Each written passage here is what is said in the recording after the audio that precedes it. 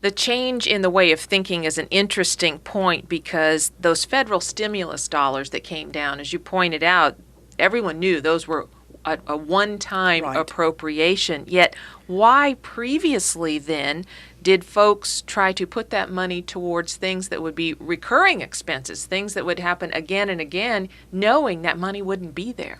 Donna, that's a good question. It's one that we asked at the John Locke Foundation when, several years ago, under a Democratic-led General Assembly and Governor Perdue, we asked that very question. Is this wise fiscal planning? Could you do this in your family? Use non-recurring money, one-time money, a gift, if you will, for recurring expenses that you know are going to be ongoing.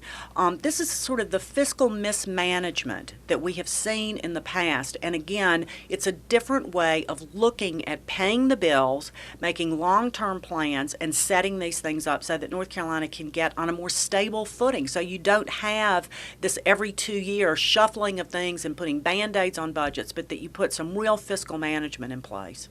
Becki, the General Assembly also faced a big problem, a financial problem with the state's Medicaid program. How were they able to address that? Well, they were able to find there was a little additional revenue this past year than what we had anticipated, and also through some reductions in other places of state government. Again, this comes down to prioritizing your spending.